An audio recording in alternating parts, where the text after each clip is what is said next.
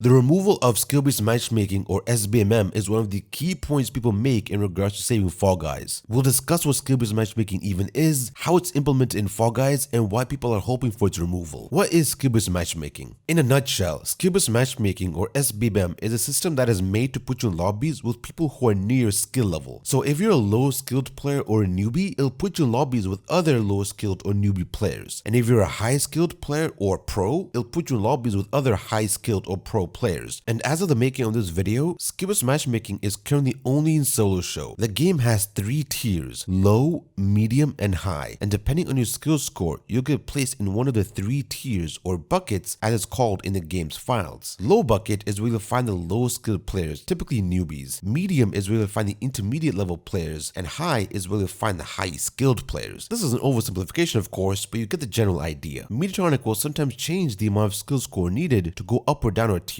You can pause the video and have a look at the specific amount of skill score needed to go up or down a tier. We can't really see our skill score, nor do we know how it's really calculated or how the players in our lobby affect our scores. The more games you win, the higher your skill score will be, and the more you lose, the lower your skill score will be. The way SBMM is implemented in the game is interesting to say the least, because depending on the bucket or tier that you're in, you won't be able to play certain maps. For example, Slam Scraper is only accessible if you're in the high tier. The amount of maps that are in certain tiers change as maps get added and removed, so the numbers will not be consistent, but know that the highest tier doesn't have any maps locked, whereas the other tiers do. It was made this way so newbie players can play the easy maps and get a hang of the mechanics without dying on the harder maps over and over again. If you wish to know what maps are in what tier, Fall Guys DB has recently added all 3 buckets and what maps you can expect. Leaker FG Muffins also made this Excel spreadsheet showcasing the round pools currently in Season 2 Satellite Scramble. Why Fall Guys has bots. Low tier and medium tier have bots in them. And no, I don't mean your teammate who's a helmet boy who's like 6 years old. No, the game has actual bots and they got added in April 7th, 2022, or 2 days after skill-based matchmaking was added in the game. And all you need to know about them is that in low bucket, you'll see 20 of them and they'll leave once you've reached round 3. And medium tier has 10 bots and will leave once you reach round 2. If you play on PC, you can tell if you have bots in your lobby if you see the PC icon next to the name. The reason this is significant is because this doesn't show up for regular players who also play on PC, but only for bots. Another more tricky way of telling is that they'll often have unreleased nicknames and banners equipped, though the average player won't be able to tell who's a bot or not, especially if they play on console. This really isn't something that Mediatronic wants the average Joe to know, I suppose. Why do people want SBMM removed from Fall Guys? To put it simply, people don't like the fact that they have to compete with other players who are on the same level or even higher than they are. It ruins the fun and casual environment that Fall Guys portrays itself to be. You'll often hear this from players who have a lot of crowns to their name. The thing with high and even medium tier lobbies is that it will start with 40 players rather than the usual 60 players. So if you play maps like Roll On and Screw Up, you could potentially not make it due to how good the players are, and in certain maps, people will all go to the same path since that's the fastest way of qualifying. All this to say that people hate the idea of having to constantly play at 100% peak performance all the time, especially in a game like Fall Guys where its main appeal is being a casual experience. Skill-based matchmaking was made with a newbie player in mind, which will always be the majority of Fall Guys' player base, so keeping them happy by putting them in lobbies with people who are on their level will make them more likely to win and thereby increasing player retention. And a happy player is a player who's willing to part ways with their money. If you want to see what happens when SBMM isn't in the game, all you have to do is take a look at some of the LTMs. Lily Leaper's Limbo is a great example to illustrate my point. People always take the same path, which causes them to get body blocked and fall. Some players know how to do a technique called spin diving, which causes them to move even faster than normal. And correct me if I'm wrong, but this track can only be performed if you have over 150 FPS and play on a controller. If a newbie player or even an intermediate player gets paired up with someone like that, you have no chance of beating them. It feels like you're playing against a machine rather than a normal person. And as someone who has 1.5k crowns, even I feel helpless at times. I can't imagine what it's like for someone who plays the game once a week after a long day of work. Heck, even on certain maps like Slime Climb and Slime Scraper, which has tons of shortcuts and skips you can perform, certain people can qualify faster than it takes the average player to even get on the 3rd floor. I recently made a video about Alex J. Lockwood, a man who has played over 3,000 games of Lost Temple and made an entire application to show path probabilities. Alex could literally win Lost Temple every single game just by knowing what the second room door is. It is absolutely outrageous. I love Alex, by the way. I'd actually done an interview with him. Just phenomenal lad. But Like,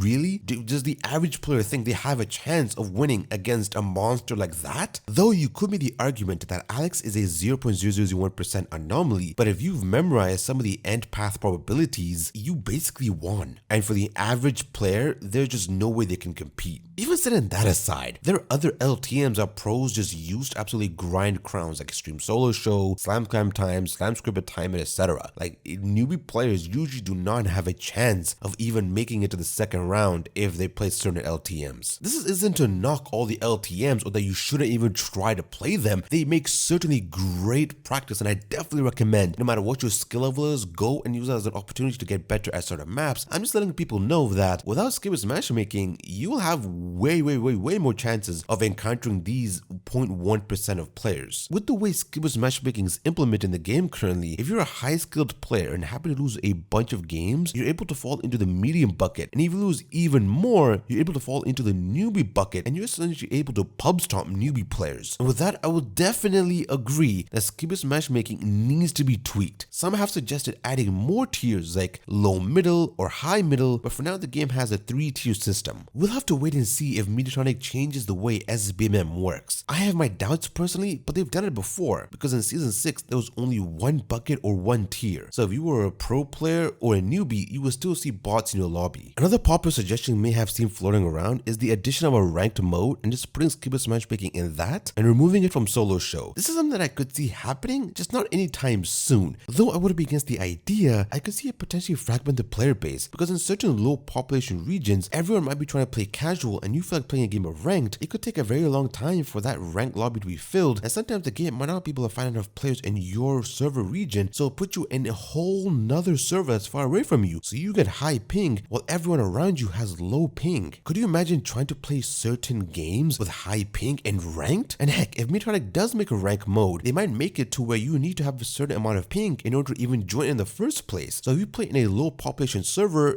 ranked could be, and I don't think it will be, it could be inaccessible to you. Though the silver lining is that it's only in solos, which has basically been made a pseudo ranked mode of sorts, just without the incentives of ranked like better rewards. Crown rank along with the season pass are the only reward structure currently in the game. Although in the season pass, you can pay to skip tiers, but you could just grind it out and get the rewards, but you also gotta pay money for the pass to even unlock most of the good rewards. And as for the crown ranks, you don't even need to play solo show in order to get crowns, because if you play squads, you get shards, and 60 shards, you can make a crown, and you'll be able to progress the crown rank that way. So it's not even exclusive to solo show. I do think Skill Based Matchmaking should be in the game, however in its current form, it leaves a lot to be desired.